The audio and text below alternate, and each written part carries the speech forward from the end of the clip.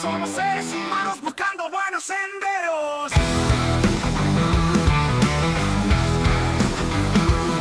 Verdades crudas desde el alma. Llegó te hable emocionándote y rompiendo la cama.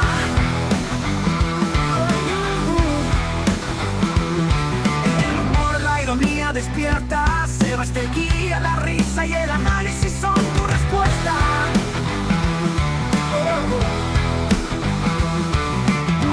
Donde el mundo se encuentra, la realidad y corazón en cada tema. Ni extremos ni sumisos, te damos lo que exigimos. Ni leones ni corderos, la verdad está en el pueblo.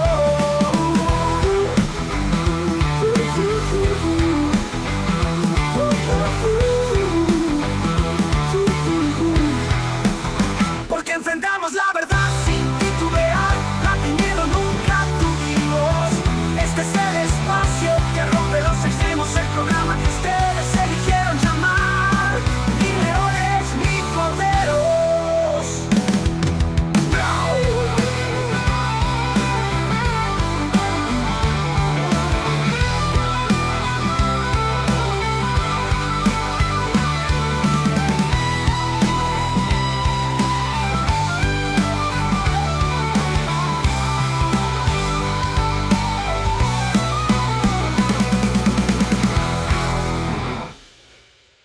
Bien, amigos, amigas, en este primer episodio de Ni Leones ni Corderos, en este nuevo estudio, en casa, abriendo las puertas de nuestra casa a los invitados e invitadas que vamos a tener. En el día de hoy estamos con el señor Alejandro Cordido, concejal del Honorable Consejo Deliberante de San Luis, por el bloque justicialista. ¿Cómo estás, Ale? ¿Todo bien? Bien, gracias, Diego. Bienvenido, hermano, de verdad. Bueno, inmejorable invitado para la tener primera para vez, bueno, la verdad que además es un orgullo y bueno, una doble responsabilidad. Sí, claro, muy bien.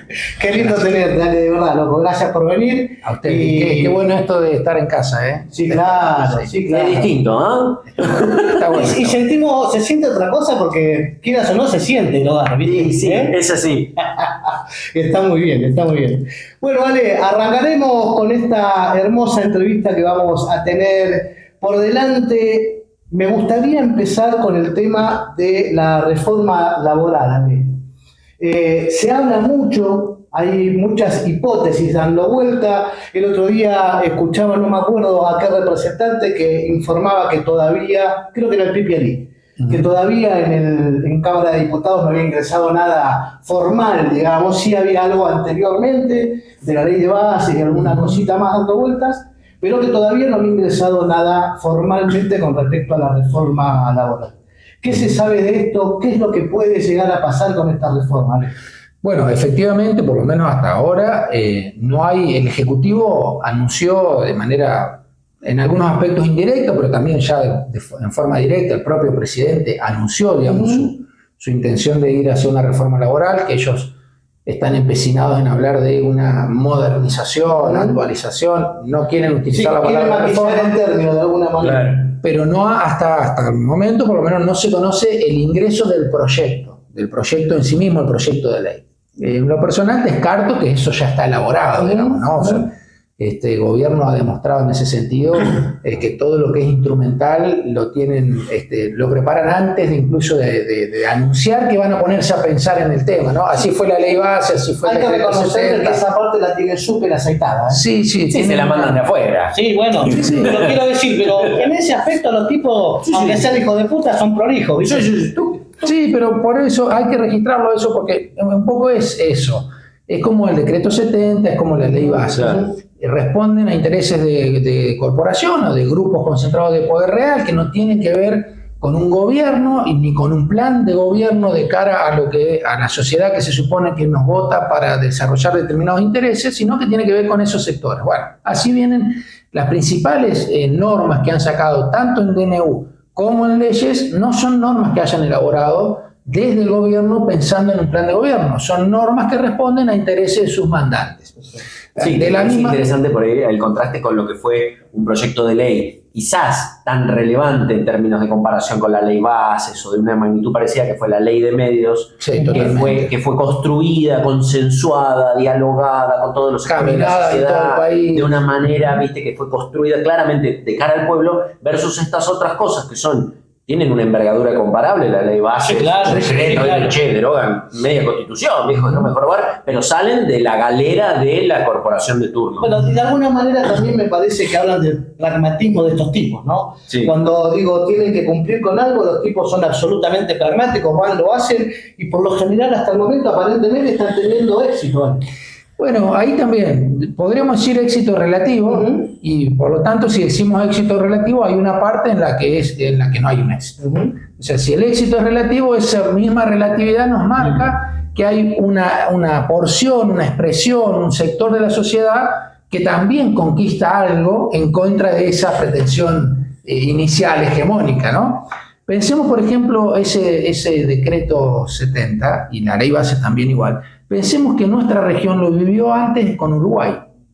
El gobierno uruguayo, cuando asume la calle Polo, la calle Polo, lo primero que hace ese gobierno de derecha es presentar una ley que no recuerdo si se llamaba ley ómnibus, o una ley que era una mega ley que modificaba muchísimas Muchísimo. normas. Eso lo primero que genera es un aturdimiento al sistema legal, al sistema parlamentario, al sistema judicial, a los operadores del derecho, a la política en general, a los diferentes sectores que ven afectados sus intereses, digamos, para bien o para mal, pero que los ven atravesados. Pero hay tantos temas todos juntos que entonces la sociedad empieza a preocuparse, pero al mismo tiempo empieza a disgregarse, no puede concentrar la mirada en uno o dos temas. Hay muchos temas. Esa es una estrategia. Como decía Esteban Bullrich en un momento, ¿te acordás? Sí. Planteo de tirar tantas cosas que no lleguen a atajarlas todas. Exactamente, que en términos filosóficos lo podemos resumir en ese libro que también ahora está de moda, que es Los Ingenieros del Caos. En términos filosóficos eso. En términos instrumentales, acá los vemos con este tipo de normas. Con la reforma laboral, para ir a la pregunta inicial, ellos ya intentaron en el decreto 70-2023, intentaron avanzar en algunos temas que son neurálgicos de este proyecto que todavía no está, pero que sabemos que va a estar, que reitero, digo, yo creo que ya está elaborado, Sí, sí, claro. pero no se ha presentado. presentado Exactamente. formalmente. Entonces ellos ya avanzaron sobre eso y la primera respuesta ha sido un revés, digamos, que vino de la justicia por la acción de algunos gremios, en particular que quien más estuvo actuando, por lo menos en términos genéricos, como acciones colectivas, es ATE a nivel nacional, que obtuvo la declaración de inconstitucionalidad del capítulo de ese decreto, de ese DNU, obtuvo la declaración de inconstitucionalidad y por lo tanto el gobierno en ese momento decidió dejar de discutir esas herramientas que había creado en ese DNU, porque tenía que empezar a discutir la legalidad del DNU, que claramente era inconstitucional. Entonces, no pudo llegar a discutir el fondo de la medida, quedaron con la resolución contraria, con la declaración de inconstitucionalidad del DNU. O sea, por lo que representa el DNU no pudieron avanzar. Claro. ¿Cuál fue el paso siguiente? La ley base. Entonces, la ley base metieron algunas de esas instituciones y fueron modificando, sí, algunas cuestiones que nos parecían hasta naturalizadas, vamos a decirlo de alguna manera. Por ejemplo, la sanción a un empleador por una deficiente registración o una falta de registración. El empleador, hasta la ley base, tenía sanciones, multas, tenía multa. Entonces, para decirlo muy vulgarmente, el monto que le representaba un juicio a un empleador, cuando estaba deficientemente registrado, se le duplicaba, para decirlo de alguna manera. Bien. Más allá de que ese dinero fuese o no al trabajador, pero iba a diferentes organismos. Está bien, sí, entonces- pero finalmente del bolsillo del empleador que estaba fuera de la ley, Exactamente. Bueno, entonces, por ejemplo, una de las cuestiones que empezaron a trabajar ya en la ley base fue: si nosotros eliminamos esas multas, va a haber mayor registración. ¿Por qué? Y porque ya el empleador va a tener un mayor incentivo y además en su negocio, en su estructura de negocio, va a contar con un recurso, como si necesariamente estuviese recibiendo el recurso que no pagó en un despido previo. O sea, esa lógica, Sí. bueno, Entonces, el discurso era, ahora va a haber más registración. Pues bien, del año pasado a este año, un año de octubre a octubre, aumentó el trabajo no registrado, es decir, la falta de registración, aumentó casi 2 puntos. ¿Quién hubiera dicho que de regular y sacar la inspección y sacar los castigos iba a generar que hubiera más de eso? Claro. Inaudito. Tremendo, ¿no? Entonces, ante esa obviedad, nosotros decimos, bueno, pero ¿y entonces cómo es que se aprobó en la ley base esto? ¿Cómo es que los legisladores, cómo es que los diputados, los senadores admitieron eso? ¿Cómo es que legisladores radicales admitieron eso, legisladores peronistas admitieron eso, legisladores de izquierda de alguna manera? Diferentes expresiones del campo nacional y popular admitieron que efectivamente podía darse que dejar de sancionar a un empleador por falta de registración iba a promover la registración. Pero, ¿cuál sería el incentivo para el empleador en registrar a una persona si ahora además ya no va a tener que pagar por tenerlo? Digo, si antes lo tenía de forma irregular y se ponía enfrente de una posible demanda o deuda o que lo ataquen por eso, digo, si eso ya no existe, ¿por qué el tipo iba a regular un Entonces, es particular porque es como una política basada en antievidencia. Esta es una cosa que en algún momento me parece que sería interesante para poder discutir en términos, no sé si existe esto en términos del derecho como concepción de que las leyes que se planteen deberían estar apoyadas en evidencia empírica. Yo soy un empirista, yo banco a Hume como buen profe de estadística, y es como, acá lo que me da la impresión es que se está legislando con una perspectiva súper ideologizada en función de un solo sector corporativo que no se condice para nada con lo empírico. Esto en el derecho, ¿existe la discusión sobre, las leyes tienen que tener cierto nivel de verificabilidad empírica para gestarse o cómo, o es solo ideológico? No, en el derecho sí, desde los sofistas en adelante. Por supuesto que se supone que la ley lo que viene a hacer es a regular una situación existente. Claro. Entonces viene a regular una situación existente y si pensamos en la idea del Estado y del Estado liberal, sobre todo, o sea, yo digo desde los sofistas al Estado liberal tenemos, 2000 años en el medio, pero digamos, condensando todo, pensemos en un Estado liberal para pensarnos actualmente. El Estado liberal, estamos hablando de independencia de Estados Unidos, Revolución Francesa, a la fecha, se supone que las normas... Cuando decís liberal, para aclararle al público, cuando decís liberal te referís a que no es monárquico. Exactamente. Liberal, esa es la diferencia. Liberal en el sentido de que el Estado asume que la razón de ser de la existencia del Estado y en consecuencia de cualquier persona que ocupa un cargo político para hacer funcionar al Estado, la razón de ser de la existencia del Estado es respetar las libertades de las personas, que pueden ser libertades individuales o libertades colectivas. Claro. Libertades colectivas sectoriales o libertades colectivas de una comunidad completa que pueden tener mayor o menor homogeneidad. Y en eso, yo lo digo de esta manera, y en ese análisis nosotros vamos a ver la evolución de los derechos humanos y del constitucionalismo, de un constitucionalismo solo liberal al constitucionalismo social, a la tercera generación de derecho constitucional, y ahora podemos hablar ya de una parte.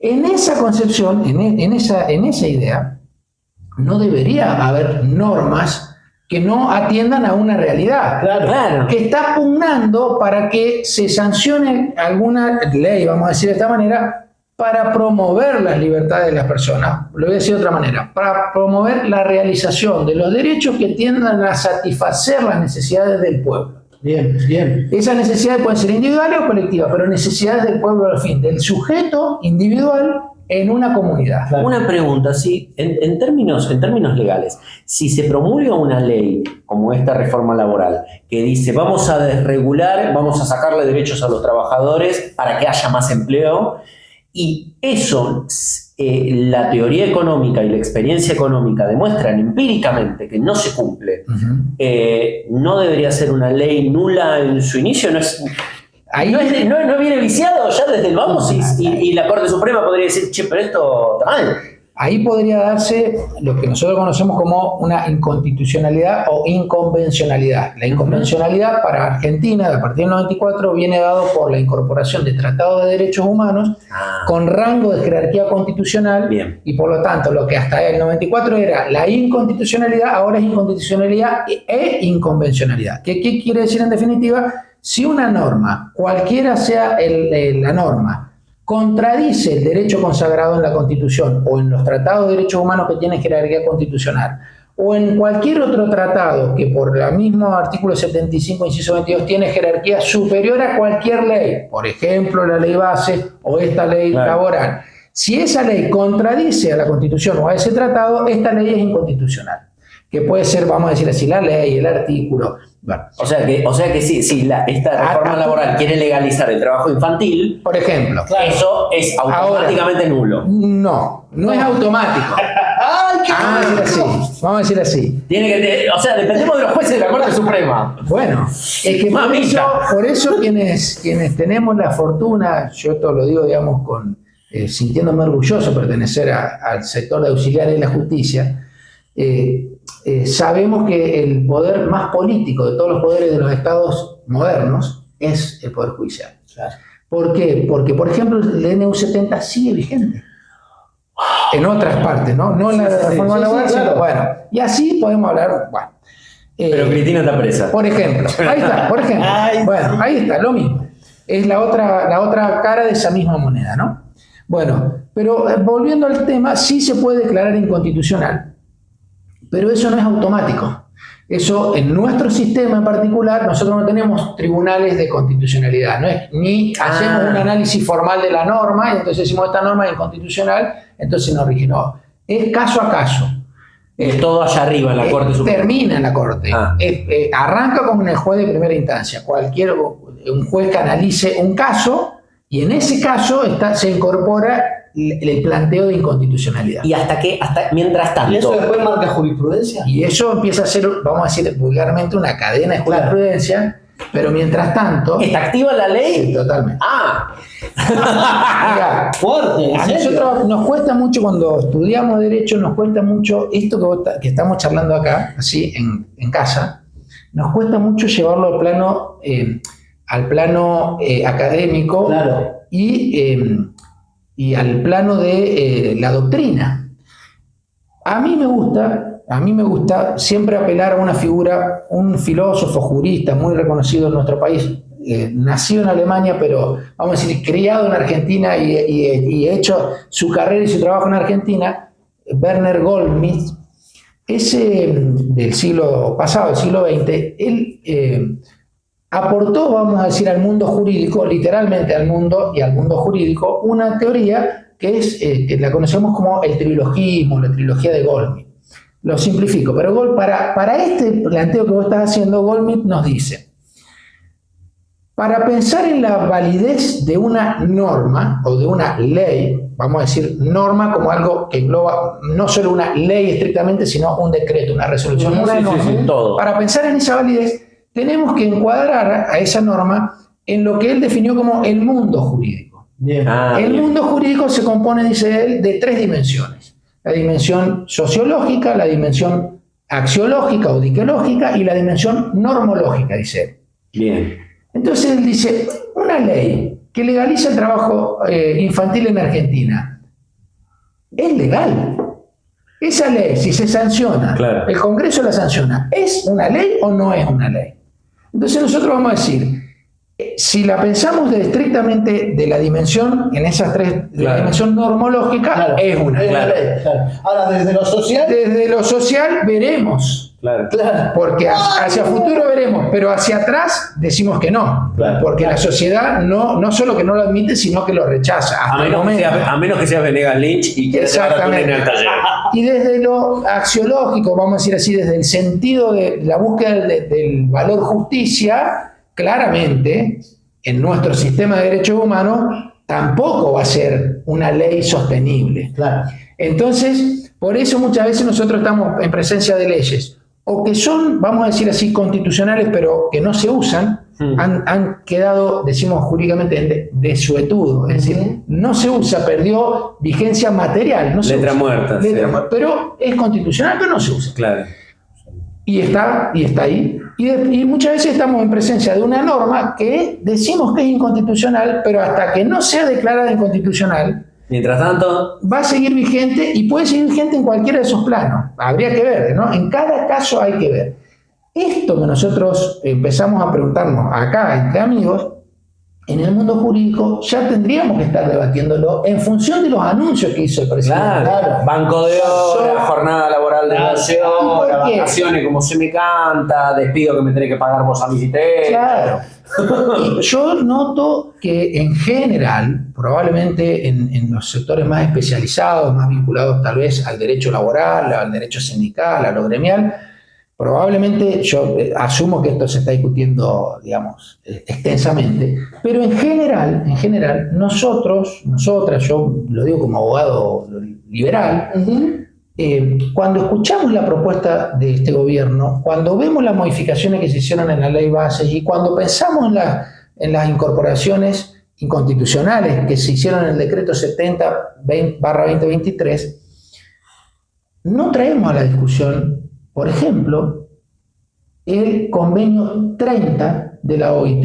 El convenio 30 de la OIT, que es un convenio del año 1930 de la OIT, es el instrumento internacional de derechos humanos elaborado en el marco de la Organización Internacional del Trabajo, organización de la que nuestro país es parte, y que desde mitad del siglo pasado, vamos a decir así, después de la Segunda Guerra Mundial en adelante, es un órgano de la Organización de las Naciones Unidas. La OIT se creó, recordemos, en el año 1919 como una consecuencia más del final de la Primera Guerra Mundial. Cuando la OIT, que nosotros somos parte, y es esencial, y recordemos, se creó después de la Primera Guerra Mundial porque se entendió que no se podía salir de semejante barbarie si no era pensando en los derechos sociales de los trabajadores. Que había sí, si no es volver al siglo XIX, los nenes en la fábrica, jornada laboral de 20 Entonces, horas. Toda esa organización que nosotros decimos 1919, yo estoy diciendo acordada en convenio 30 de 1930, 1930. Hablé del año 13, Claro, en cualquier momento. ¿cómo más Alejandro, atrás. vos estás hablando de eso? Claro. Yo estoy diciendo es que ese, por ejemplo, es un hito muy vigente en este momento. Desde aquel entonces nosotros sabemos que 8 horas diarias y 48 horas semanales es el máximo Claro. que pueden regir, por lo menos en las actividades que en ese convenio se tuvieron en cuenta, que era básicamente, lo voy a decir muy a grosso modo, pero era empleo público y empleo privado en algunos servicios, comercio y demás. Sí, sí. 1930. En el mismo 1930, la OIT un ratito antes firmó lo que conocemos como el convenio 29, el que le precedió. En el convenio 29, la OIT ahí dijo, bueno, mire, perdone la vulgaridad, no lo que, pero dijo, bueno, hasta acá llegó el tema de legalizar el tema del trabajo esclavo. Porque hasta ese momento, las naciones del mundo, libres del mundo, discutían si tenía que de alguna manera, en algunas circunstancias, admitirse el trabajo esclavo o pseudoesclavo. Claro. ¿Por qué? Y porque en algunas circunstancias tal vez había que exceptuar la dignidad humana y permitir. Porque si no, mi sector no funciona. Por ejemplo, Yo necesito las manos de los nenes porque son chiquititas para hacerlos del tamaño justo. hoy, 2025, Fundite, hermano, fundite. No haga laburar a los nenes. Perdón. 2025, nosotros estamos diciendo que tal vez el gobierno del Estado democrático, constitucional y Estado social, que es Argentina, está diciendo que tal vez lo que se necesita, lo que el mercado necesita, es un banco de horas, es que un empleador pueda disponer de la programación de la vida de la familia del trabajador, porque lo importante es que se produzca más y a menor costo para poder competir en un mercado global. Y si esto representa sacrificar la vida y la dignidad del trabajador y su familia, tal vez hay que hacerlo. Entonces yo digo, esto es el convenio 29 de la OIT. Claro. Más atrás. Y entonces pienso, pero claro, el presidente de Argentina nos está diciendo desde antes de asumir la presidencia que él quiere una sociedad de fines del siglo XIX. Sí. Es decir, sí. la sociedad que se le puso fin después de la Primera Guerra Mundial. Claro. Entonces uno dice, bueno, vale, pero eso es un poco exagerado, eso queda lejos, no puede ser así. Pero es lo que están proponiendo. Los psicóticos son incapaces de metáfora en general. Se manejan en la literalidad absoluta. Entonces, cuando uno piensa que Milei habla de cosas como metáfora, no, es una metáfora, no lo va a hacer. Cuando habla de nenes envaselinados, es una metáfora. Claro. En fin, detalles, ¿no? Detalles. A mí la verdad que lo que me da por preguntarte acá, Ale, ya teniéndote, es hasta dónde el Poder Judicial puede llegar a dar esta pelea de verdad. Por ejemplo, porque yo lo que vi es que con este decreto que se sostuvo, que hasta nosotros lo decimos, che, esto no es constitucional, esto ya lo puesto todo. Pero de repente el Poder Judicial permitió que pasara todo esto. ¿Cuándo el Poder Judicial te parece que va a reaccionar? ¿Y qué tendría que pasar para que reaccione? ¿No querés en el legislativo anteriormente? El legislativo lo acaba de aprobar. Si ya nos vamos al judicial, El estamos medio jodidos. legislativo dejó que ese decreto saliera. ¿Me entendés? Entonces lo que tiene que pasar, eso ya llegó. Ahora lo que hay que ver es que se judicialice, como con el Garrahan, como con la ley universitaria. Mirá, son cosas que ya pasaron en el legislativo, ya trascendieron. Ahora toca con ese sector que para nosotros, los que no estamos metidos dentro del Poder Judicial, no entendemos nada, no sabemos si son todos gorilas, no sabemos si son todos, es todo porque uno ve como una sola amalgama de la cual no entiende nada, y como no conoce las roscas y que en realidad Maqueda está peleado con Rosati porque le cagó la amante y el otro le cagó el negocio. Toda esa rosca uno no la ve, entonces te da la impresión de que son todos garcas. ¿Son todos garcas? No, por suerte no. Ahí está. No. Abrinos un poco de los matices. Hay esperanza. Danos un poco de esperanza. Sí, siempre hay esperanza. También, esto lo digo, además de habitante de este suelo, como peronista, también sabemos que para transformar la realidad primero hay que interpretarla, y para interpretarla hay que reconocerla. Entonces sería necio decir, hay esperanza, no te preocupes, que el mismo Poder Judicial ya tiene los mecanismos y va a poder lograr que triunfen en ese poder, sobre todo en el Poder Judicial Federal, con la Corte Suprema a la cabeza, una depuración y que entonces que vengan... Se va a autodepurar, como decía Alberto Fernández. Claro. No, yo ahí sí soy pesimista, eso no va a suceder, porque básicamente lo que se juega es el poder, y el poder nunca se regala, ¿no? Eso está claro. Entonces, un desafío de los movimientos populares también repensar cómo, de alguna forma, ayudar a la transformación del Poder Judicial para que el Poder Judicial realmente sea ni más ni menos que el último garante de la Constitución, Absolutamente, de derechos humanos, que hoy no lo está haciendo. Y lo vemos y nos lo muestran todo el tiempo, sobre todo el Poder Federal. El Poder Judicial Federal, digamos, nosotros vemos las causas de tinte política, son muy evidentes, y eso no es que solo tramita la causa, lo que nos están contando es el relato del poder. Nos están mostrando con quiénes están jugando, de qué poder están siendo parte en este momento, nos están diciendo que pueden también cambiar y adaptarse a otros poderes. Nos están diciendo, vieron que cuando ustedes gobernaban nosotros no éramos tan nacidas, es decir, bueno, en todo caso lo que nos están mostrando es que no es lo ideal para un poder judicial, porque en cualquier caso no hay nadie de ningún sector que entienda que el poder judicial está resolviendo conforme al principio de justicia.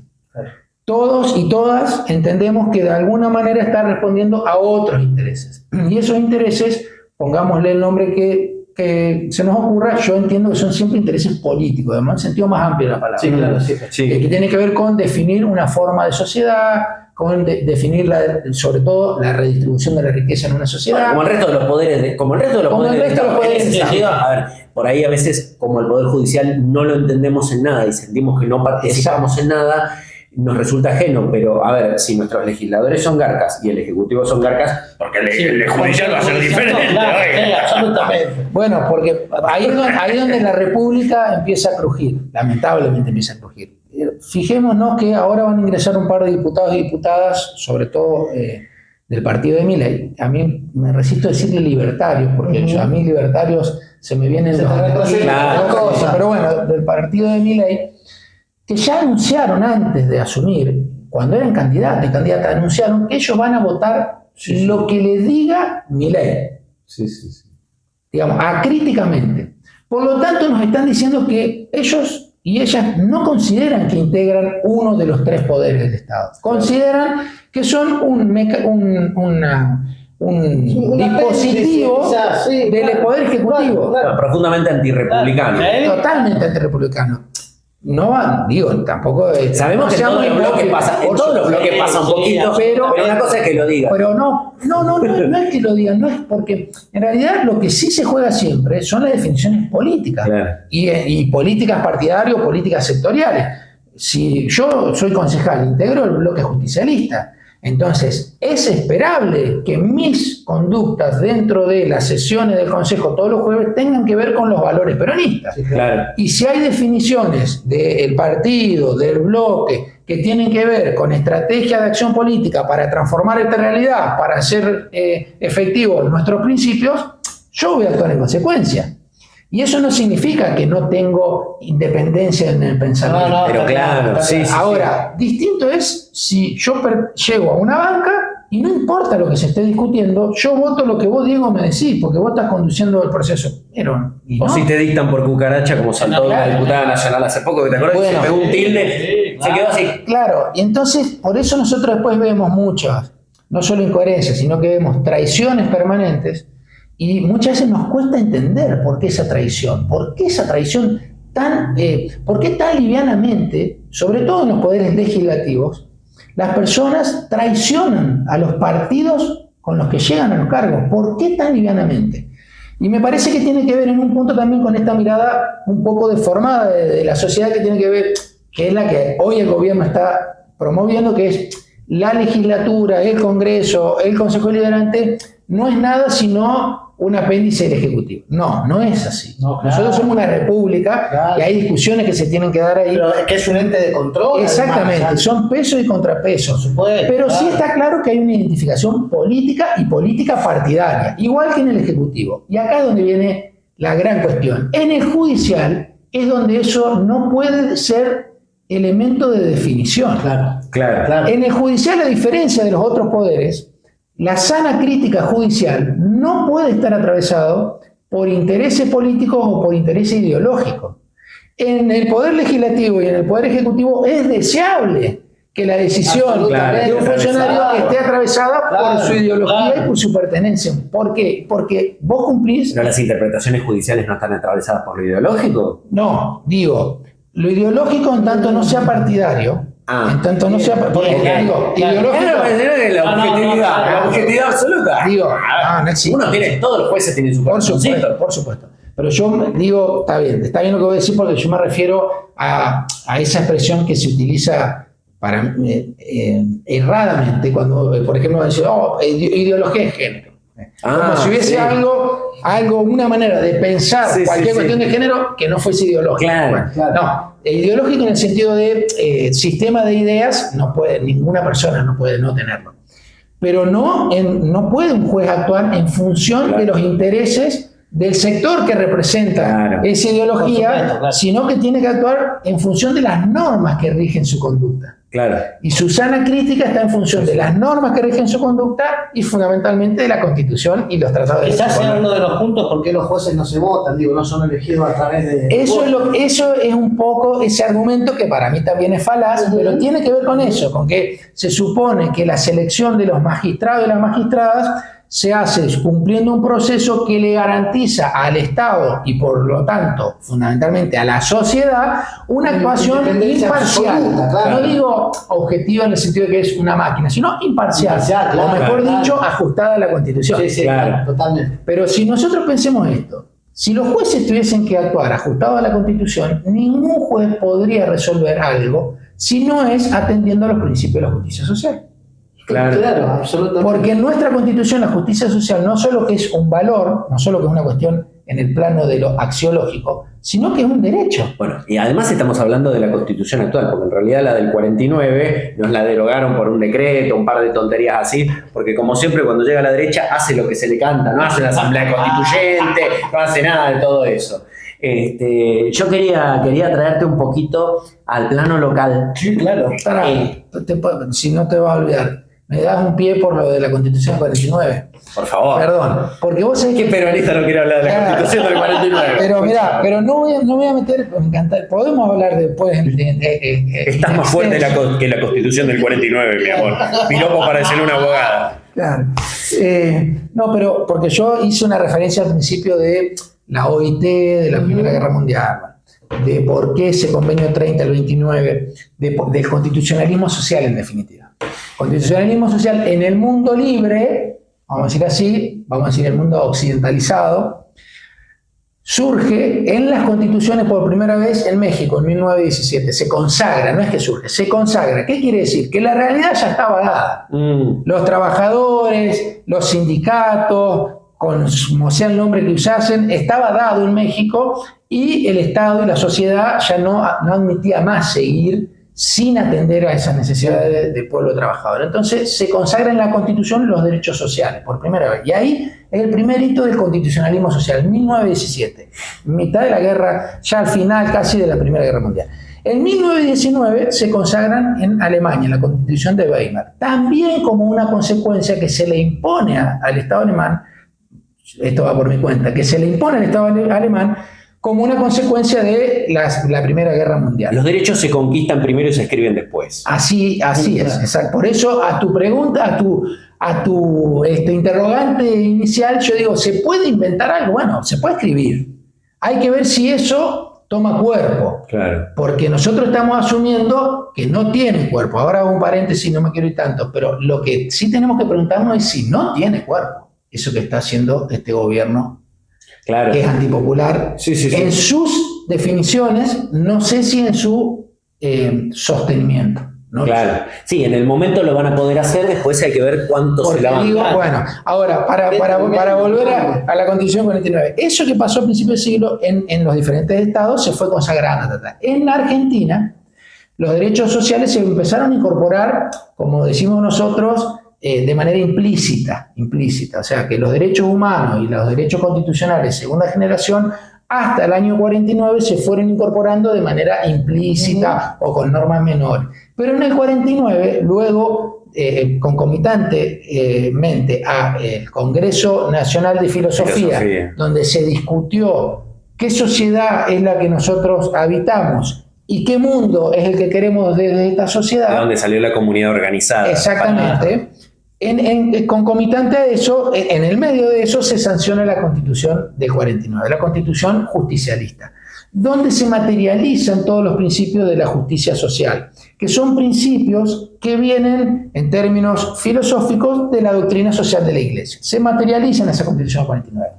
Tan fuertes eran esos principios en la sociedad, no solo en el peronismo, que cuando la revolución autodenominada Revolución Libertadora, todos sabemos que fue la revolución fusiladora, en el 55 del golpe de Estado, y avanza sobre esa constitución, y como vos dijiste, la deja sin efecto por una manda militar, en el 57, que es donde intentan legitimar esa derogación de la Constitución del 49, quieren rediscutir la Constitución y terminan en el 47 con la participación de todos los sectores gorilas de izquierda y de derecha, terminan en el 57 en un proceso entre comillas constituyente, pero en los hechos, el efecto concreto es terminan dejando vigente todos los principios de los derechos sociales, todos los principios del constitucionalismo social en el artículo 14 bis. Claro. Es decir, con esto lo que quiero decir, por eso no la quería dejar pasar, que ni siquiera la revolución fusiladora, con el apoyo de la izquierda y de la derecha, Se metió ahí. pudo No lo pudieron erradicar. pudo soslayar ese cúmulo de derechos. ¿Por qué? Porque ya era parte de la realidad. Y hoy sigue siendo parte de nuestra realidad. No nos van a ganar. Yo creo que están arrebatando un poco eso, Ale. están en ese discursivamente. No, digo, sí, están en esa, claramente en esa. Siempre están en esa línea, pero aguantamos los 20 años de proscripción. Pero creo que hoy está calando un poquito más profundo ese discurso, sobre todo en los pibes, los más jóvenes, en aquellos que dicen que está bien que tengamos que laburar 12 horas por la misma guita. Digo, Puede temo ser. esto, que esté calando más profundo en la sociedad. Mira, puede ser. Yo digo, en esto estábamos, nosotros por ahí parece que hablamos de algo que pasó hace mucho tiempo, pero en realidad es para entender el presente, ¿no? Claro, absolutamente. En el 55, las Fuerzas Armadas, que para mí hasta ese momento ya habían mostrado que no eran tanto en el 30, pero en el 55, ahí terminaron de consagrarse como Fuerzas Armadas anti-sanmartinianas. Sí. Un sector de nuestras Fuerzas Armadas. Bombardearon la plaza, nuestra Plaza de Mayo, con nuestros ciudadanos adentro. Claro, Sí. El bautismo de fuego de la Armada Fuerza Nacional, Aérea. de la Fuerza Aérea, fue con nuestros propios civiles. Entonces yo digo, y todo eso fue porque lo que se estaba combatiendo era un modelo de sociedad que ya estaba hecha carne, como la que hoy tenemos, la misma que se está combatiendo hoy. Lo mismo sucedió, el mismo principio el que motorizó los golpes subsiguientes. El mismo principio fue el que motorizó el golpe del 76, Claro. que básicamente fue para implantar un modelo de sociedad, que nos dejaron sembrado un montón de cuestiones estructurales que al día de hoy no hemos podido todavía desarmar, ni dar las batallas en términos, digo yo, Ley de entidades financieras. por ejemplo, Claro. pero que son esas, digo, batalla en términos populares, ¿no? Sí, sí, Porque claro, por ahí sí, se sí. dan, pero no, hay cuestiones, por ejemplo, en la escuela. En la escuela no entendemos por qué tal derecho, por qué tal sistema, por qué tal... Cívica, otra vez, qué embole. Ay, Jugamos a votar, me pones sencillito, ya está. Si son todos los mismos. Mirá, Alex, sí, volviendo sí. al plano local, quería hacerte un par de preguntas porque entiendo que los judiciales locales están preocupados porque se quedan sin feria y no van a poder vender las cosas. ¿Es así? ¿Cómo es eso? ¡Qué hermoso! ¿Qué venden los judiciales en la feria? Se arman la feria, derechos. ¿Cómo es? Mirá, Aproveche la oferta. a mí ahí esto me toca también este jueves pasado, ayer digo, bueno, el jueves pasado, exactamente, ayer, nosotros presentamos en el Consejo Deliberante un proyecto pidiéndole a todos y todas los concejales que acompañemos un pedido de los colegios de abogados y abogadas y del colegio forense de la provincia, o sea, los 3 colegios de abogados y abogadas y el colegio forense que reúne esos 3 colegios, y en esto a mí me toca además como abogado de la profesión liberal, le pedimos que nos acompañen en un pedido para que la legislatura provincial ponga un paréntesis y suspenda el tratamiento del proyecto del Ejecutivo que tiene como finalidad hoy acortar la feria, es decir, la feria judicial que tiene 2 periodos, enero y mitad de año, todo el mes de enero y 15 días a mitad de año, el Ejecutivo lo que pretende es reducir a la mitad, básicamente. 15 días en enero y una semana a mitad de Chorearle año. 15, la mitad de las vacaciones. Ese proyecto originariamente el año pasado lo presentaron para eliminar la feria, que no haya feria. Entonces, y la discusión aparentemente se dio desde el Poder Judicial, que es lo que vos decías, pero en realidad es una discusión que quienes El somos... Poder Judicial tiene que decir sobre sus propias vacaciones. Está buenísimo, como con los impuestos con los jueces que no pagan ganancias. A mí me encanta eso, cuando sea grande quiero ese poder. Bueno, pero mira, en realidad, ¿cómo pensar esto? El Poder Judicial no ve afectado a sus vacaciones.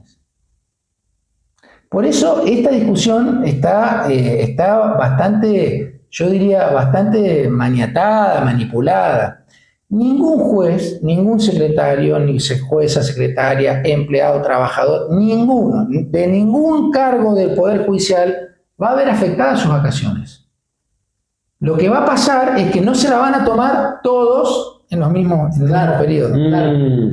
Porque con la lógica del gobierno, uno tendría que tener todo el año más o menos la misma cantidad de gente. Porque si el problema de la mora judicial, que esa es la excusa que mete el gobierno, si el problema de la mora judicial es que en enero se cierran tribunales, que aclaro, no se cierra, ahora vuelvo sobre esto, pero que se cierran en general tribunales, entonces la lógica sería, como lo que pretendió el gobernador, que no se cierre más en enero tribunales, entonces en vez de 11 meses son 12 meses, donde tendría que haber más o menos la misma cantidad de gente. Rotación de personal. Para que eso suceda, todos los juzgados y todo el sistema estaría rotando permanentemente de personal.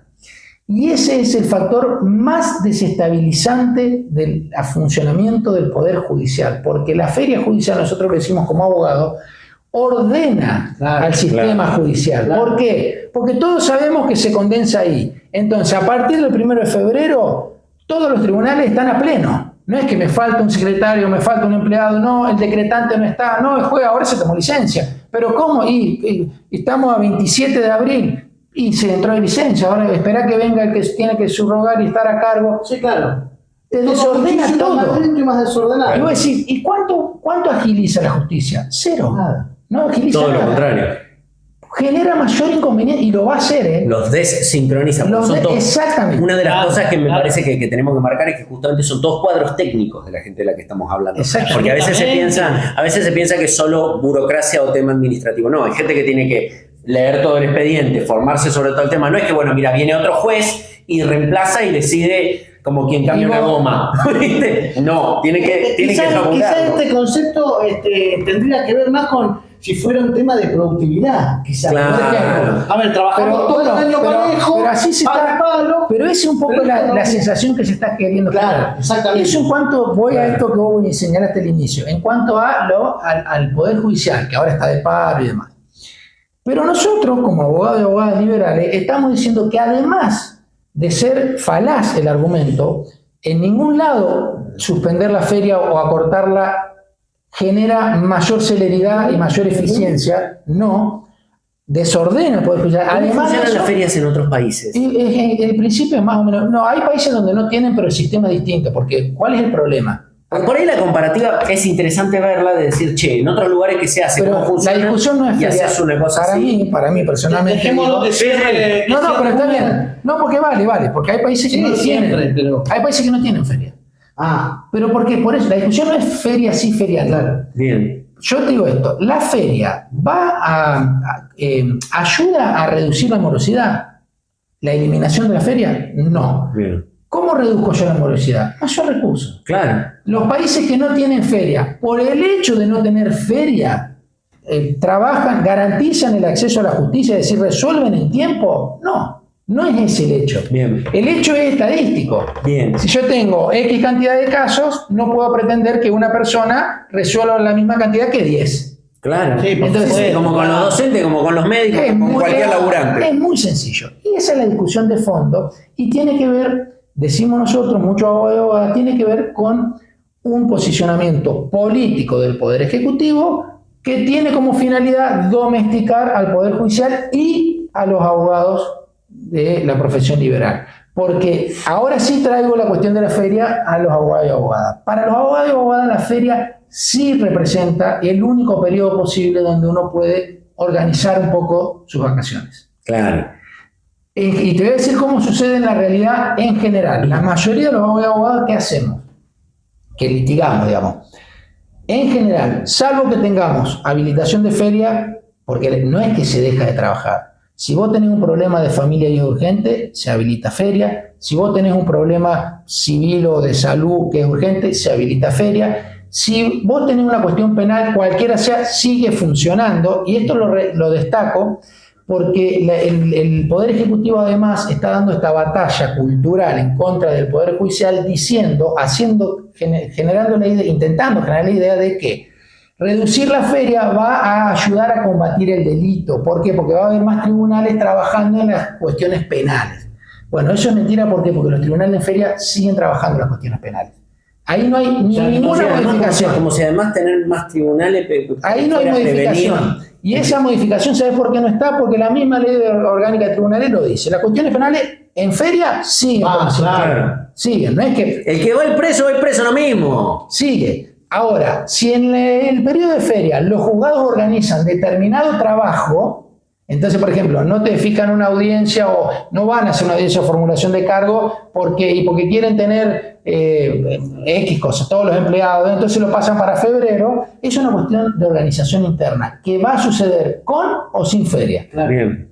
Ahora, los abogados y abogadas sí tenemos la posibilidad de organizar días de descanso que son necesarios y que también hacen a la dignidad y que por lo tanto es parte de un derecho encuadrable dentro del derecho laboral Claro.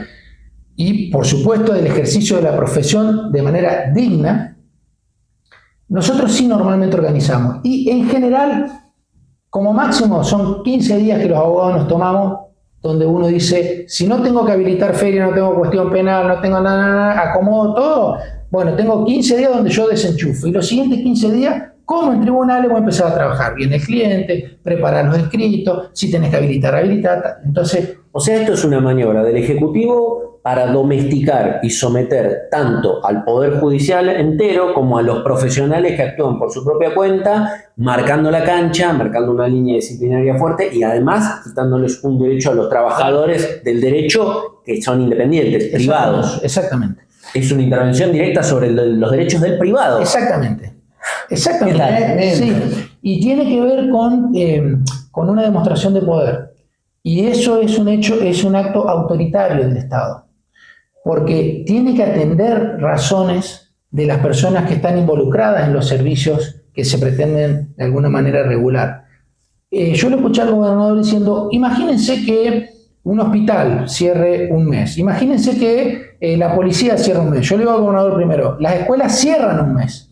Dos. Más de un mes. 2 o 3. Las universidades también. Yo no voy a opinar porque fui docente toda mi vida. Bueno. Yo no puedo quejarme de las vacaciones, pero chicos. pero además de eso digo esto, cierran, pero no por eso todos dejan de trabajar todo el tiempo. Seguís haciendo, hace planificaciones, mirá, lo voy a hacer dando Entonces, consulta. Los docentes seguimos investigando. Exacto. ¿no? Entonces me parece que es subestimar a la población. Decir que, imagínense que no haya policía durante un mes. Yo lo que digo es, los funcionarios del Ejecutivo, todos se toman vacaciones, aunque no las escriban. En enero, cualquier persona, yo invito a la ciudadanía en general, que este enero 2026, vayamos a Terraza de Portezuelo A ver cuántos funcionarios están en Terraza de Portezuelo. Claro. Entonces, es una falacia lo que se está planteando. Y yo no digo que no haya que discutir la inquietud. Me parece muy legítima la discusión. Lo que no me parece democrático, ni mucho menos republicano, es que se imponga una conducta por un interés político que tiene que ver con someter a determinados sectores de la sociedad. También, esto, como yo siempre digo, siempre hay esperanza. Nosotros tenemos que tener presente que en todas las provincias en general hubo conflictos en este tipo de sectores. San Luis tuvo un conflicto muy importante hace aproximadamente 20 años en relación al colegio de abogados. En el colegio de abogados, de alguna manera, a los matriculados se les sacó las facultades propias de la matrícula y bueno, hubo ahí una disputa de poder entre el Estado y los matriculados hace aproximadamente 2 décadas. Mirá. Fíjense cómo, luego de varios gobiernos, hoy nos encontramos de vuelta en la misma pelea que hace aproximadamente 20 años. Otra vez, el poder político entiende que una manera de generar cierta impunidad a través de la domesticación tiene que ver con avanzar sobre las libertades y los derechos, en este caso de los auxiliares de la justicia. Porque esto es muy sencillo. Si se sanciona la norma, que yo personalmente creo que se va a sancionar porque no hay una discusión genuina, ni siquiera por los abogados y abogadas del oficialismo que integran la Cámara o que están en el Ejecutivo, no hay una discusión genuina. Van a votar lo que les digan. Exactamente. Claro. En ese sentido es como los nuevos diputados que van a ingresar con mi ley. Ojalá me equivoque y sea así ya mismo. Estoy reivindicando a esos compañeros y colegas. Sí, que por lo menos se argumente. Claro. No soy optimista en eso, pero digo, eso va a pasar y ese intento tiene que ver con demostrar que se puede actuar de manera autoritaria en esta sociedad, en este tiempo. Yo, insisto, trato de tener esperanza y mantenerla viva. Entonces yo digo, bueno, si eso sucede, mira, ya pasó en esta provincia que se intentó avanzar sobre, en este caso, el ejercicio de la profesión liberal, y el resultado ¿cuál fue? Que tarde o temprano la sociedad entiende que cuando hablamos de las libertades y de los derechos de los trabajadores, nunca la sociedad gana sobre la base de una restricción de esos derechos. Claro. Porque cuando se restringe acá, de tarde o temprano nos llega a todos. Claro, por supuesto. Y entonces yo digo, bueno, en aquel momento se revirtió esa situación. En este momento, cuando se sancione esta norma, nosotros tenemos que tener muy en claro quiénes son las personas que sancionan esa norma. Claro.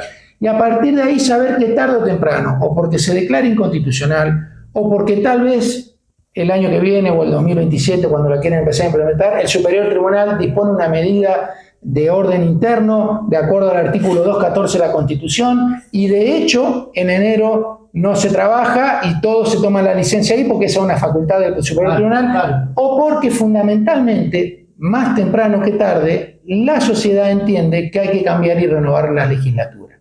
Y hay que poner en la legislatura a compañeros y compañeras que tengan a los derechos y a las libertades realmente en el centro de sus preocupaciones. Y entonces, tarde o temprano, si se sanciona esta norma, tendremos la oportunidad de volver a discutirla y de restituir lo que no solo es un derecho y una garantía de libertad para los profesionales liberales, sino que es un factor de ordenamiento del Poder Judicial.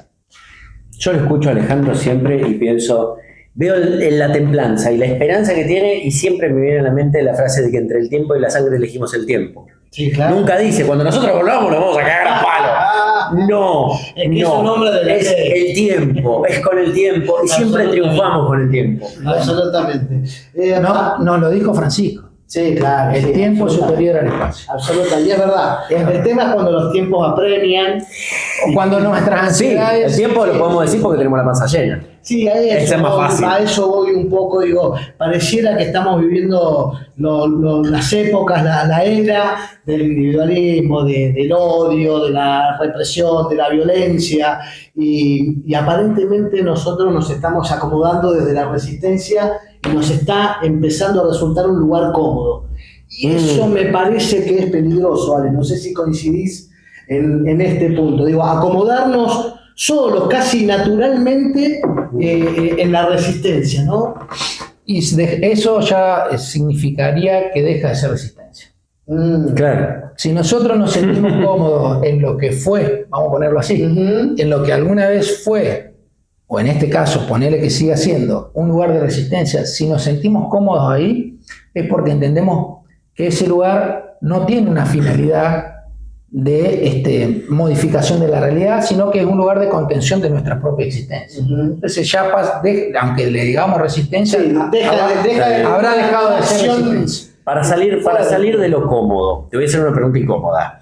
Una de las cosas que estoy observando es que hay sectores que empiezan a decir que empiezan a dar en serio la disputa contra Cristina Kirchner en términos de la conducción nacional del PJ. Sectores que están dando la interna de verdad, que se nota la interna, a veces hay gente a la que le molesta más, gente que le molesta menos, pero se ve eso. En el PJ de San Luis yo no veo ningún matiz de interna ni de disputa real.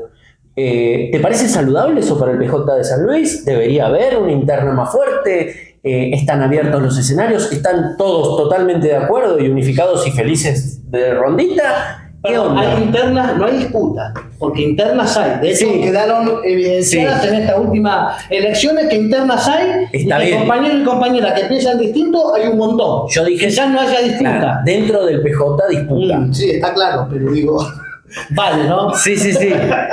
Bueno, pero ahí también, ahí ya tendríamos que poder definir, porque está bueno, yo identifico como dos posiciones ahí, tendríamos que discutir qué es la interna. Claro. Porque yo digo, ¿hay diferentes opiniones? Sí. ¿Hay diferentes deseos? Sí. ¿Hay intereses distintos? Sí.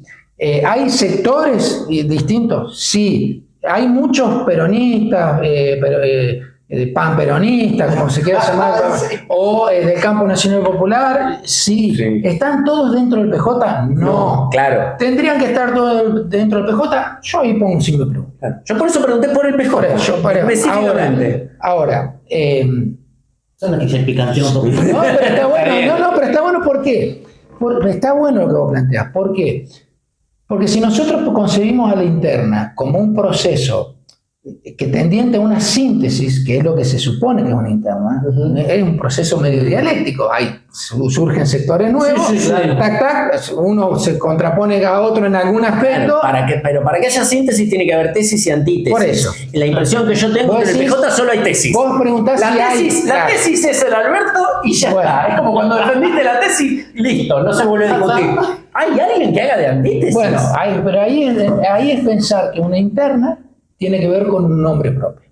Ajá. Entonces yo digo esto, si yo no pongo el nombre propio, no le voy a escapar al bulto, que voy a decir, no, pero incómoda, no le voy a escapar. Si pensamos en nombre propio, porque acá estamos hablando en casa y Sí, con claro.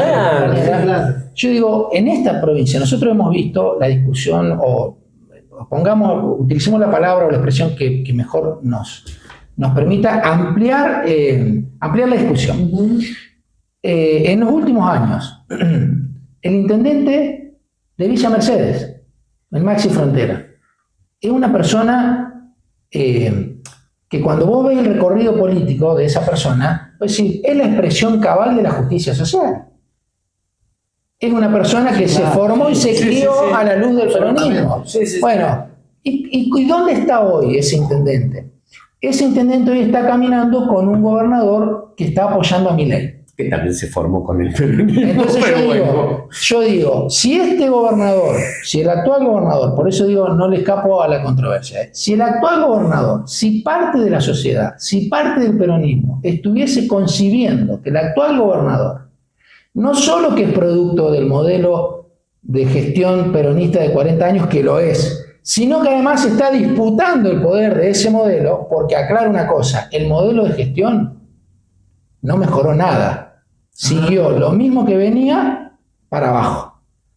¿Cambió algo de la concepción social, económica, del desarrollo? Nada. Entonces, fue para abajo. Por eso digo, entonces digo, bueno, fue para abajo. La pregunta es si fue para abajo porque ahora tiene un alineamiento ideológico a un modelo como el de Milei o hay otra circunstancia. Pragmatismo. A mí me da la impresión de que es más pragmatismo que... Pero si fuese pragmatismo, incluso podríamos permitirnos discutir, pero esta persona está queriendo entrar en una interna. Claro. Si fuese así, entonces yo diría, bueno, entonces el intendente Villa Mercedes estará formando parte de una interna. Y el intendente Juan Acoslay, todas personas que digo con nombre propio, que en relación a el Alberto, son personas que han surgido a la vida política de la mano del Alberto. No es que se han construido de otra manera. Claro, pero para dar disputa política se van del PJ. Por eso ahí entonces no se quedan adentro a decir, yo quiero la manija. Bueno, y le disputan a Alberto. Por eso entonces yo ahí digo, nosotros estamos en un proceso de interna dentro del movimiento, voy a decir así yo, del peronismo, porque para mí nosotros debemos concebir al peronismo, porque sabemos que el PJ es un instrumento. Sí, el instrumento electoral. Y las internas se dan en el movimiento. Claro. Lo vemos a nivel nacional. Digo, porque a nivel partidario puede suceder la interna a nivel partidario, pero el poder del movimiento se disputa mucho más que en un solo partido. Entonces pensemos Cristina Kicillof. Pensemos PJ Cristina hoy, antes Cristina estuvo fuera de PJ. Y Kicillof hoy... ¿Quién es el Kicillof de Alberto? Bueno, yo acá no lo veo, pero... ahí va. Bueno, pero pará. Pero yo lo que me pregunto es, ¿y nosotros necesitamos un nombre propio? Los peronistas y las peronistas. ¿Nosotros necesitamos un nombre propio? ¿O lo que necesitamos es volver a discutir las políticas? ¿O lo que necesitamos es empezar a discutir, empezar a abrir espacios, mesas, para empezar a discutir la política para que aparezcan los nombres? Porque si yo lo que hago es discutir nombre propio, se acota mucho el margen. ¿Por qué? Y porque vamos a hacer lo voy a decir concretamente, se reduce a cantidad de votos. Entonces yo ahí te digo, ¿quién le puede hacer la interna a Alberto? Una sola persona, que es el gobernador. Claro. Que no le va a hacer la interna porque todavía tiene más votos que él. Claro. Entonces, está bien. Entonces, está claro. Yo digo, pensar en una interna en relación a la conducción del peronismo, que hoy la encarna Alberto Rodríguez, a la conducción del peronismo, con un montón de no sé si un montón, con cuestionamientos, con compañeros y compañeras que en nuestras últimas elecciones han intentado moverse en algunos márgenes, creo yo, todos y todas a sabiendas que no era una alternativa real a lo que sucede en la órbita, vamos a decir así, del PJ con el resto del peronismo. Ninguna alternativa fue alternativa de acceso al poder. No fue, todos lo sabíamos, digamos. No quiero... no quiero descalificar, entender. Bueno, entonces yo lo que pienso es que, por ejemplo, muchas de esas expresiones de muchos compañeros, muy queridos compañeros y compañeras, yo creo que hasta posiblemente se deslegitimaron. No solo frente a lo que hoy es nuestro exterior constitutivo, que vendría a ser el gobierno, y aclaro, esencialmente por el hecho de estar alineado casi incondicionalmente a Milei. Claro, esencialmente por eso. Bien. no solo que hay una delegitimación, sino también hacia la propia estructura a la que vos decís querés ir a hacer una interna. Claro. ¿Cómo vamos a ir a plantear una interna dentro de una estructura si vamos a una elección y esa estructura que yo digo que no funciona más saca 30 puntos y yo saco 5? Sí. Es muy difícil. Qué difícil. Para pensarlo como interna. Sí. ¿Por qué? Porque- Oficialismo, ¿no? Es que por eso es que yo decía el tema. Entonces, a lo mejor la interna Sí. tiene que ver con construir alternativas de diseño de un nuevo proyecto de poder. Esas alternativas igual las construyen personas también. Sí. Y esas personas tienen que tener la ambición Sí. y las ganas de decir matanga. Sí, Y sí. eso es lo que yo te pregunto si ves en algunas personas en el PJK. No, yo creo que sí hay, siempre, en todos lados hay.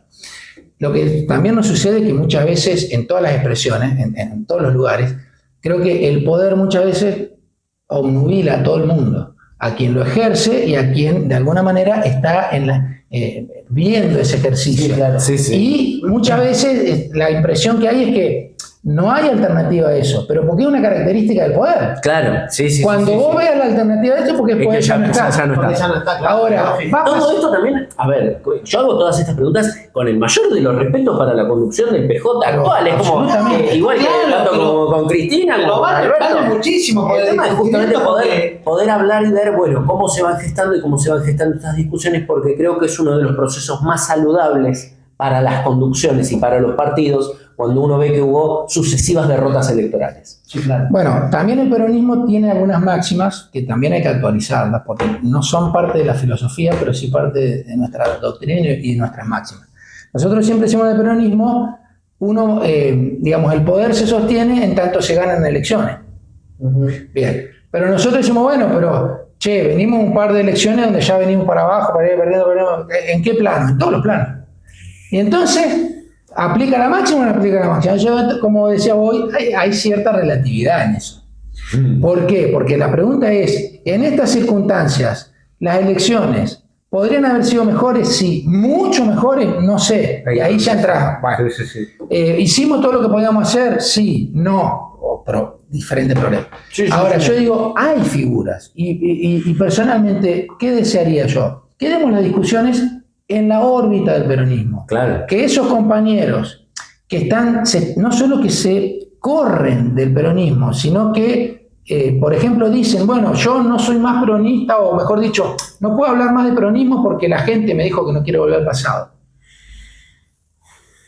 Entonces yo me sigo refiriendo a ese compañero como compañero, Claro. porque quiero creer que erró en la elección de las palabras. O sea que en vez de volver a la idea de concentración de fuerza, ahora hay que ampliar. No, porque no es distinto. Porque concentrar fuerza tiene que ver con buscar. No, concentrar fuerza no es achicar, ¿eh? Concentrar fuerza no es necesariamente achicar. Electoral y estratégicamente, cuando se planteó en esos términos, me parece que ese fue el espíritu. Sí, pero es concentración de fuerza con la idea de, vamos a decir así, generar una estructura sólida. Más sólido, Bien. claro. A lo mejor reducida, pero sólida. Bien. Pero no es que la vocación es achicar. Bien. Sí. La concentración claro. de fuerza es si yo puedo ampliar la base de sustentación y concentro fuerza, bueno, estoy Somos ganando. mucho más sólidos, por Sí, supuesto. sí, sí. Claro. Estoy ganando en todos los planos. Sí, claro. Pero digo, bueno, quien reniega del peronismo, entonces no puede venir a discutir más peronismo. Y yo digo, y si vos equivocaste en esa observación, por supuesto que para mí tenés que poder volver. ¿Cómo no vamos a poder volver? Claro. ¿Cómo una persona que yo digo es peronista, no es que Sí. se hace peronista, es peronista, ¿por qué? Porque tiene unos principios básicos, que son los del humanismo. Sí. Es como... Sí, nuestras 3 banderas, las 20 verdades, 4 o 5 cosas que tenemos claro que son un Entonces norte yo digo, que si nos yo me marca. pongo a charlar con X persona y me pongo a conversar sobre asuntos que involucren a esas cuestiones y coincidimos más o menos en la mirada, estamos hablando, somos compañeros. Sí. Por eso a mí me gusta usar la figura de la justicia social y de la doctrina social de la Iglesia en este país, digamos, con la tradición cristiana de Argentina, no por una cuestión religiosa, sino por una cuestión de valores Humanistas. humanistas. Claro. Entonces digo, bueno, ¿y cómo estamos en San Luis? Y claramente tenemos un serio problema.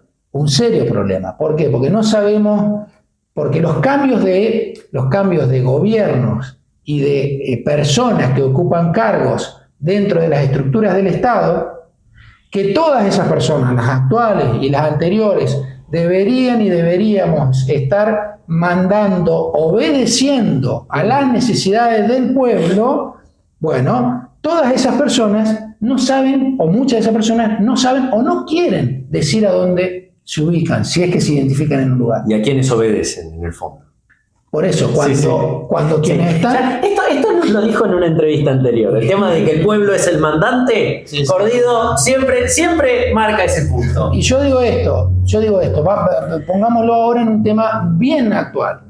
El actual gobernador ganó sus elecciones diciéndole al pueblo que iba a cumplir con el derecho del acceso a la casa propia de todo el pueblo puntano, apelando a algo que es parte que está en el hipotálamo de la puntanidad. ¿Cuál es? Los planes sociales de acceso habitacional. A la vivienda. Claro. Bueno, ¿está cumpliendo ese mandato? Claramente no. ¿Por qué no? Y ahí van a venir un montón de explicaciones que no se corresponden con esa necesidad que se dijo querer trabajar. No digo que no tenga motivaciones, pero van a venir un montón de explicaciones que no tienen que ver con mandar obedeciendo, que tienen que ver con mandar mandando. Claro. Y entonces, si yo le digo, no, lo voy a hacer así, y si no te gusta, no te doy nada. Claro. Lo voy a hacer así. Y entonces si viene una persona del plan de inclusión y le dice, Sebastián, yo no vivo con 400.000 pesos. Y entonces mi respuesta va a ser una mirada desequilibrada en el sentido del ejercicio del poder y infundir temor hacia el resto de la población. Eso no es mandar obedeciendo, eso es mandar mandando. Y eso lo que lleva es a la fetichización del poder. Claro, ahí es donde el gobernante se aleja del pueblo, y eso sí es algo que se viene verificando en general en el país y en nuestra provincia también desde hace un tiempo. No es privativo de este gobierno, pero que este gobierno no solo que no ha cambiado esa pauta, sino que ha profundizado esa pauta. Pero vienen ganando las elecciones. Sí, está bien, pero ganar las elecciones no significa mejorar la vida de la gente. Claro. No, claro. Y a lo mejor vos ganás las elecciones porque lo que haces es pensar bien una estrategia electoral y, por ejemplo, dividís un frente. Sí, claro. Y entonces lográs que quienes decimos que tenemos que discutir internamente, en realidad vamos a discutir por fuera. ¿Y cuál es el efecto? Se gana. Algo que no es nuevo, que se conoce y que quienes transitamos la política lo conocemos. Entonces yo lo que digo es... Y quizás alguna vez hasta se lo hicimos a la oposición, No, cuando éramos claro, oficialismo. Yo lo que digo es, si nosotros queremos cambiar la realidad en un mundo cada vez más cruel, creo que tenemos que poder dar un pasito hacia una madurez. No podemos no solo que seguir en el mismo lugar, sino que seguir en declive, en términos sociales, digo, ¿eh? Sí. Y lo mismo el reclamo de la propia sociedad. Yo creo que los vecinos y las vecinas cuando van y votan, y votan siempre con una... Fíjense que se utiliza en las últimas elecciones, todos los sectores políticos tratan de utilizar eso. Y de hecho, ahora mañana que hay elección en el potrero, una de las palabras que se utiliza es el cambio. El cambio. ¿Por qué esa palabra es muy permeable en el pueblo, en cada uno de nosotros? Porque todos queremos vivir mejor. Sí, claro. Claro, todos pensamos que el cambio va a ser para mejor. Obvio. Entonces, y cuando estamos mal, más impacta la idea del cambio. Y cuando eso no sucede, más degrada al tejido social. Sí. Nos pasó en el 2001 con De la Rúa. El principal efecto sociopolítico del fracaso del gobierno de la Rúa, para mí, tuvo que ver con el desencanto de la población. Sí, absolutamente. Tenía una altísima esperanza la población y la sociedad con Fernando de la Rúa. Sí. Altísima era, la expectativa era altísima. Sí. A mí me contestó todo, Cordido. Yo no sé si estamos como el tema de los tiempos, Siempre, por esas cosas. siempre contestó Es porque todo. tenemos... Ya nos Hoy con los cuartos nos fuimos un poquito. Tenés que buscar a tu niño, hombre. Así parece. Perdón. Yo Ale. estoy atento. Sí, no, un placer, hermano, de verdad, Como siempre me gustó. Y siempre me quedo con ganas de más. Sí, no, un día, la próxima una pizza y nos quedamos toda la Puede noche. ser, puede ser, una picadita. Puede ser Una picadita con una un cervecita. viernes a la noche, una picadita. Sí, claro que sí, claro que sí. Quedaron un montón de temas en el medio. Quedaron un montón de temas. Me conformo con haber preguntado qué venden en la feria los abogados. Ya con eso estuve toda la semana pensando. Le voy a preguntar. Ale, de verdad, hermano, muchísimas gracias. Muchas gracias. Gracias a che. usted. Y como siempre, bienvenido. Gracias por esta invitación. Bueno, el mayor de los éxitos para esta nueva etapa, que de alguna manera también es una renovación de esto que necesitamos Sí, todo el claro. tiempo en todos los espacios, una renovación. Y bueno, yo encantado de venir las veces que ustedes puedan invitarme, tengan ganas de invitarme y charlar.